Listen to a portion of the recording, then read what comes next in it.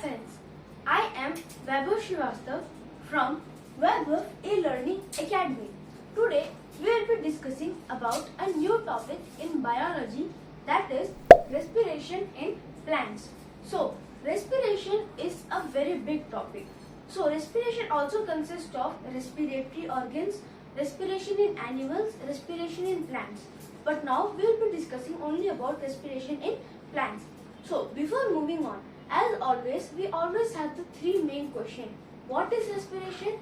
Why do we use respiration? And how do we use respiration? How do we respire? So what is respiration? So respiration cannot only be the taking in of gases and giving it out. That is known as breathing. Breathing is a part of respiration.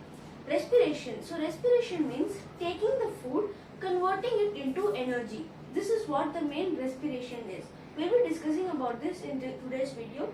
Then second question is, why do we respire or why do we respirate? We or plants always respirate because we have to because if we don't respire, we won't be able to live. Why? Because the blood needs to have oxygenated blood inside it, and oxygen is one of the very important part that is useful in our body. And one more thing, our body needs energy for many purposes. Like energy is needed for almost everything. So producing energy is only used by respiration process. So that is what we need. And how do we respire? We respire automatically. That is, we take in the air, it goes to the lungs, and then through the alveoli it goes inside the blood, and then it respires and comes out. So this thing happens in respiration in animals, the thing that lungs and these things. But lungs and other respiratory organs are not present in plants. Then how do plants respire? That is what our today's topic is, that is respiration in plants. So we'll be seeing it. So first of all, what is respiration? So what is respiration? What is breathing?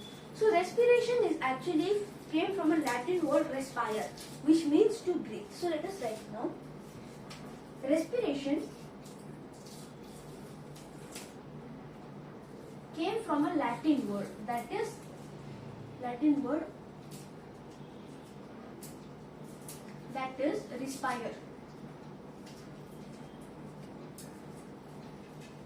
So which means to breathe.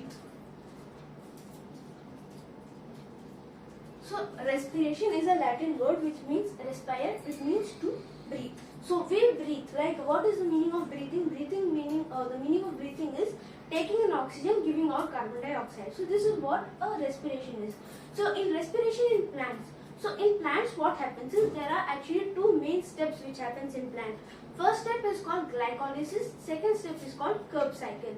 So we'll be discussing that, but before moving on to Krebs cycles and glycolysis, first we'll be discussing about what are the different types of respiration.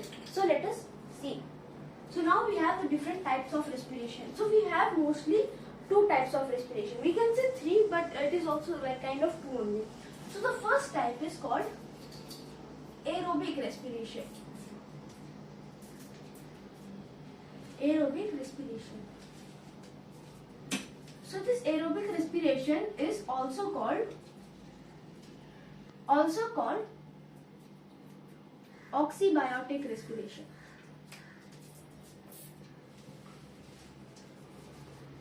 So aerobic respiration also called oxybiotic respiration.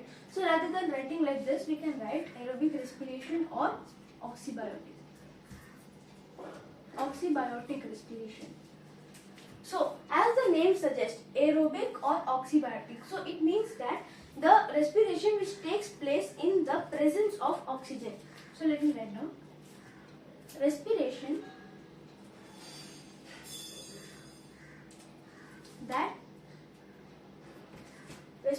that takes place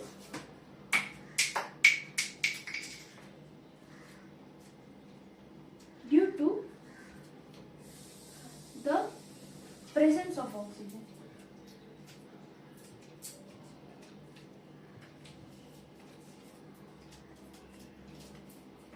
So what is that aerobic respiration? So aerobic respiration is the respiration that takes place due to the presence of oxygen. So in aerobic respiration, that is, we almost perform aerobic respiration every day. Even the plants perform aerobic respiration, that is, they take in the oxygen. So it is not like plants always take in carbon dioxide. Plants take in carbon dioxide only when there is photosynthesis. Other than that, the plants take in oxygen through stomatas, which are present under the leaf borders or even in young stems. So it takes the oxygen from there and then it converts it into glucose. Glucose, it takes the food, it converts into glucose, and then after that, performing aerobic respiration, it converts all the glucose and food into energy and oxygen. Carbon dioxide, sorry, not oxygen. So the formula for this will be glucose, that is food, plus oxygen gives carbon dioxide plus energy. So glucose is a food, that glucose plus oxygen gives carbon dioxide plus energy. So we can also say that C6H12O6. This is the formula for glucose, plus 6O2 gives carbon dioxide, 6CO2 plus 6H2O. That is water. It also gives out water, but mainly it gives us energy.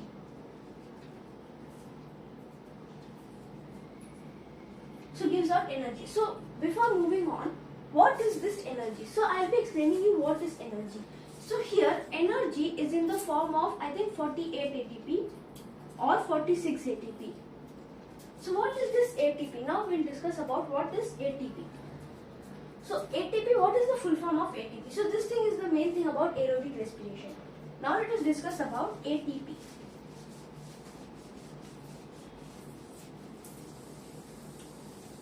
ATP. So ATP is the energy currency. ATP is the energy currency of a cell.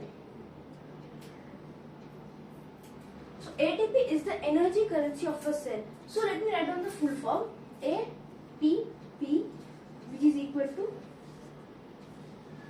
adenosine triphosphate.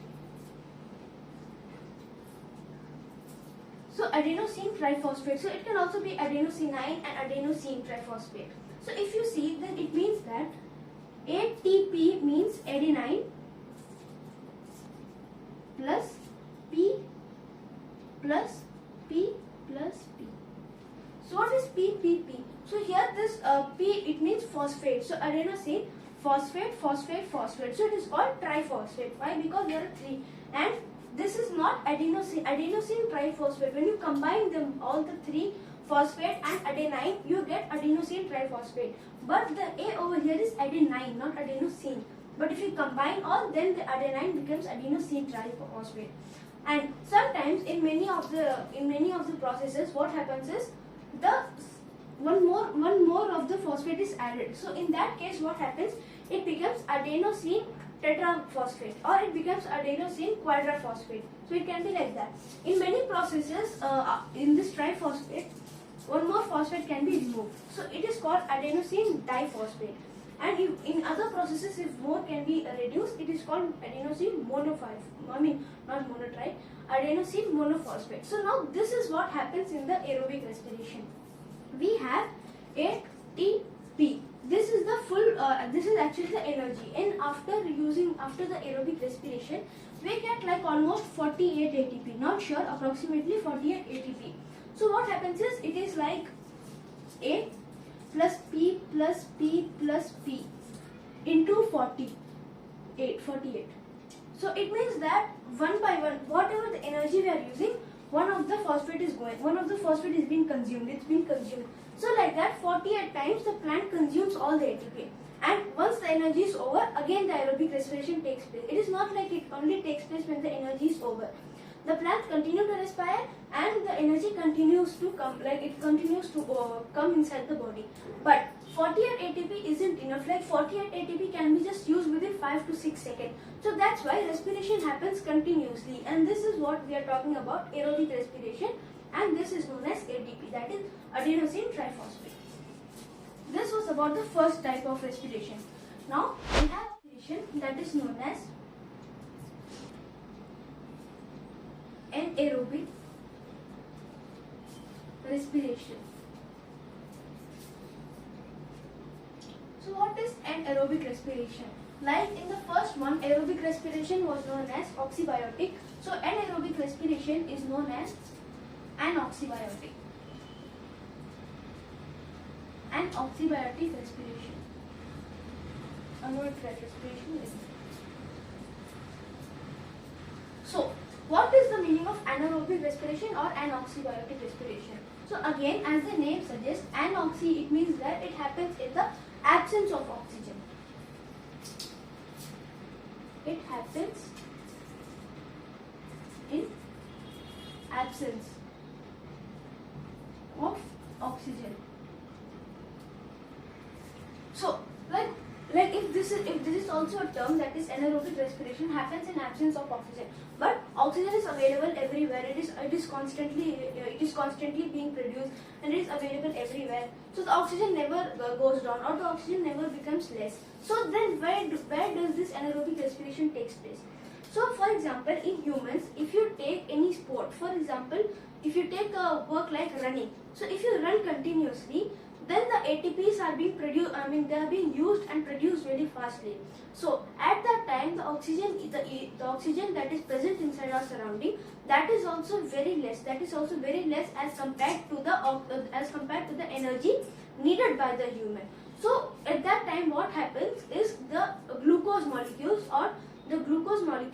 breaks themselves into lactic acid or ethyl alcohol, that is ethanol. So it breaks them into ethyl alcohol plus energy. So this time what happens, the energy is being produced inside the body, but that kind of energy is very limited and it is not much helpful for the human being. It actually produces some energy, but it is not in a large amount. It produces in like 19 or 20 ATP. So that is also very less amount, but at least it is sufficient to keep the human running. So this is what anaerobic respiration is. In plants, if you see, there are not so much movements in plants, so this anaerobic respiration is kind of less in plants.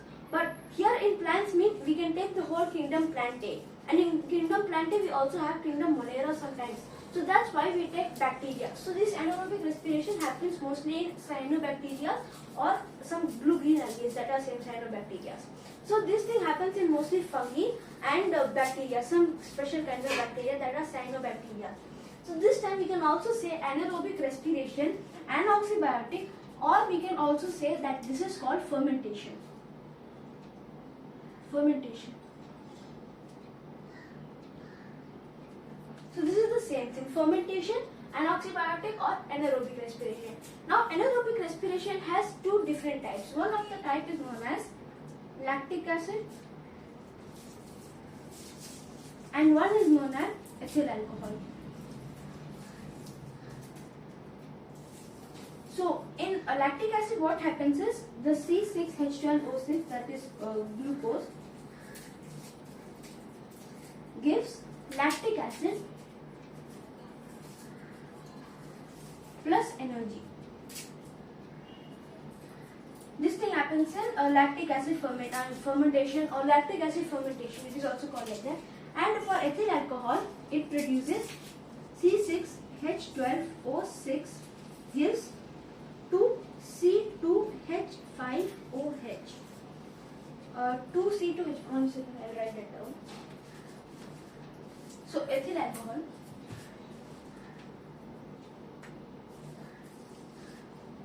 we can also add ethanol. It produces C6H12O6 gives 2C2H5OH plus energy. Now this thing is called ethyl alcohol. This is the formula for ethyl alcohol. So ethanol, there are two types of fermentation, lactic acid fermentation and ethanol fermentation or ethyl alcohol fermentation. So this thing happens is C6H12O6 gives lactic acid plus energy, and ethanol C6H12O6 gives us 2C2H5OH. That is the formula for ethyl alcohol plus energy. So this was about anaerobic respiration. Now we will be discussing about the difference between respiration and combustion. So let us see. So now we will be discussing about the differences between respiration and combustion. So now, first of all, the question arises in our mind that why do we need to compare these both? It is because there are in many ways the respiration and combustion both are actually same in many ways. In many different parts, they both are actually kind of same. So now we will be differentiating the things which are incorrect in respiration and incorrect in combustion. So first, what is combustion? Combustion means burning of things. Burning of things. So that is basically combustion. Combustion means if you light anything on a fire, so that can be known as combustion. And respiration you already know, that is producing energy inside a human being or inside any plant. So what are the difference between respiration and combustion? First difference is in respiration occurs in living objects. Respiration occurs in living object whereas combustion occurs in non-living objects. So respiration occurs in living object and combustion occurs in non-living object. So this was the first thing. Now after seeing the first point, we also got another point. So if you take respiration and combustion, both the things produce energy, right? Respiration also produces energy, combustion also produces energy. How? If you see if you see cars, if you see bikes, if you see any trucks, so you can see that there is a combustion of fuels inside it because there are many fuels, that is petrol or diesel. So that is, it gets combusted. It means that it burns up so that it provides energy for the car or the bike to move. So here is what the first point is: living objects, non-living objects. Respiration occurs in living objects, combustion occurs in non-living objects. Second point is enzymes take place, and in combustion no enzymes take place. No enzymes take place. So if you see respiration, there are many enzymes that come, like many enzymes, that is even a hemoglobin. It is also one type of protein that is actually known as a transport protein. We have discussed this thing in the different nutrition videos, so you can check that out. So we have learned about hemoglobin. Hemoglobin is a transport protein. So that is also one kind of enzyme. But if you see in combustion, there is no enzymes that takes place. So this was the second point. Third point is energy released step by step, and in combustion energy releases in one step. So in combustion, in respiration, the energy releases step by step. That is, the energy releases step by step. That is, at once during respiration, the first time, if there are 48 ATP for example, so step by step that 48 ATP is being used. Then again the respiration happens, again ATP is produced. So this thing happens step by step. But you see, if you see in combustion, if you burn a thing, only at a certain point the energy will be produced or energy will be released only at one point. At that one point only the energy will be released. So main energy will be released at one point, or else that small energies that are left over, that can be released, that even happens in respiration. But here we are talking about the main energy release. So we can say that energy releases in one step. Then in respiration, no light is produced. No light is produced. But in combustion, light is produced. So in respiration there is definitely no light produced, but in combustion, if you burn a thing, it means there is flame, and the flame produces some color, that it produces some light. That is what known as light is produced. Then respiration occurs at body temperature, but Combustion occurs at high temperature.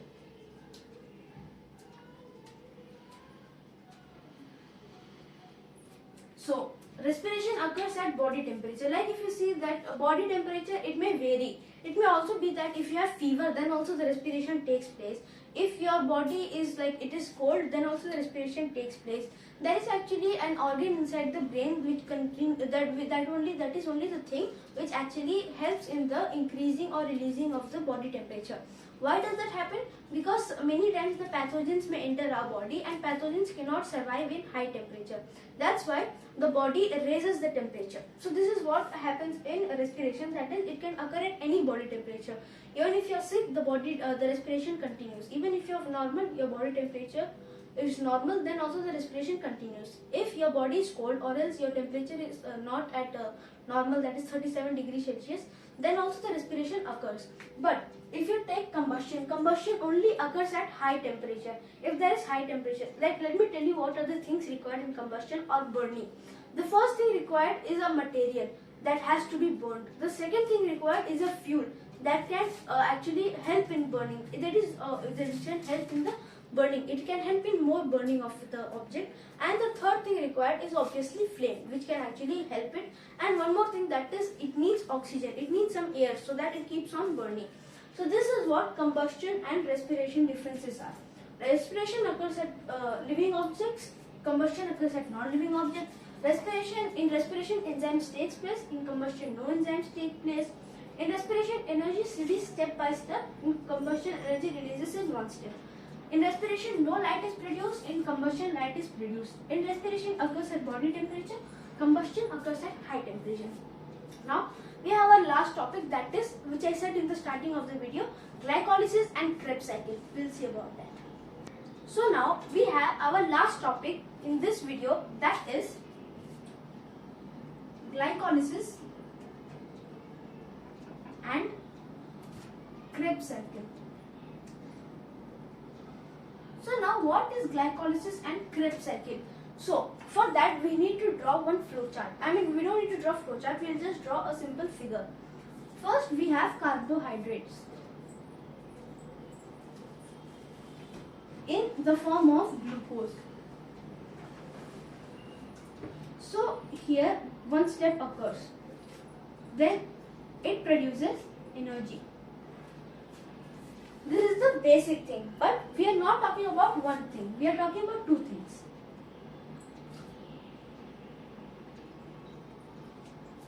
Here it produces CO2 plus energy. Here it produces lactic acid plus energy, or ethyl alcohol plus energy. Now after seeing this, you might actually know that what am I talking about. So here you can see, if you see CO2 plus energy, you can see that this is actually aerobic respiration. Aerobic respiration. So this thing occurs in aerobic respiration, and here if you see lactic acid or ethyl alcohol, you can say anaerobic. Anaerobic respiration.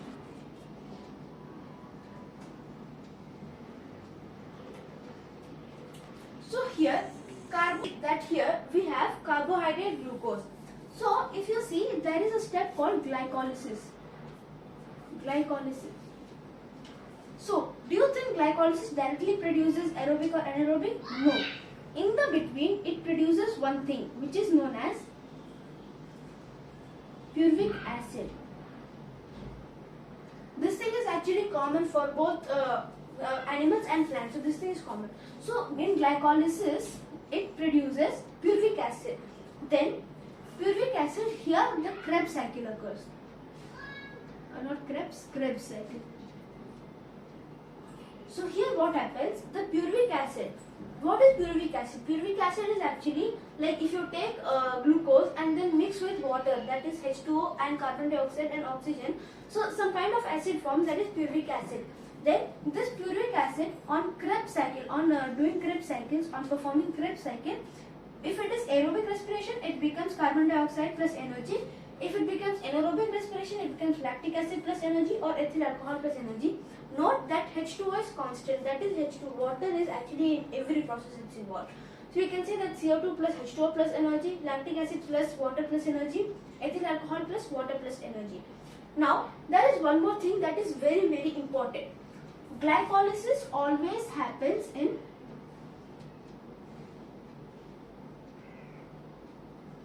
cytoplasm. Glycolysis always happens in cytoplasm, and aerobic respiration also happens in cytoplasm.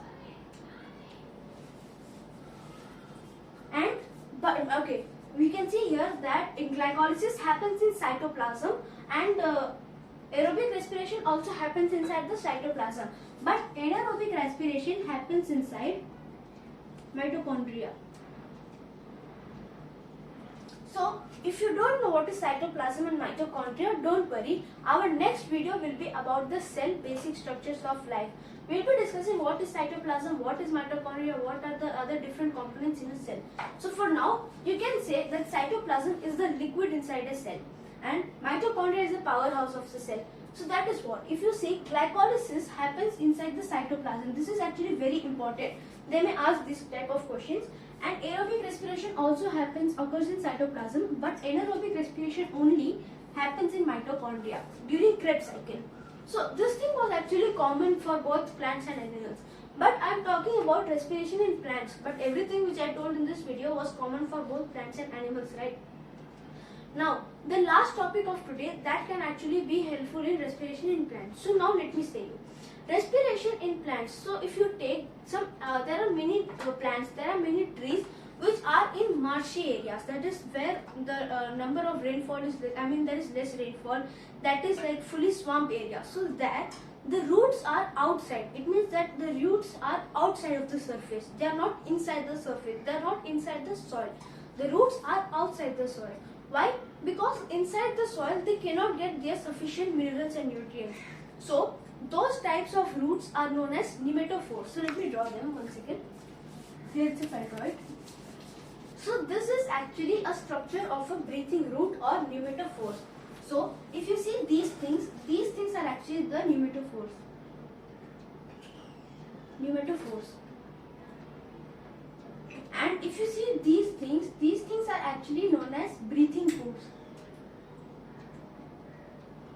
Breathing pores. And this is actually normal root. So these types of roots come out so that they can take the nutrients and oxygen from the outside environment. So here the nematophores are also known as breathing roots. Breathing roots or nematophores. So this was about the respiration in plants, about nematophores. So I hope you have enjoyed today's video. Today's video was about respiration in plants. We have learned many topics today. We have learned what is respiration. We have learned what is aerobic respiration, what is anaerobic respiration. We have also learned that what are glycolysis and Krebs cycle. We also discussed the differentiation between respiration and combustion, and then at the end we also learned about this thing, nematophores, and one more thing, we also learned about energy currency, that is ATP. So I hope you have enjoyed today's video. If you have enjoyed today's video, be sure to give it a like, that is thumbs up, and subscribe to this channel if you are new to this channel. Press the bell icon, share this video with your friends if you find this informative, and thank you and goodbye.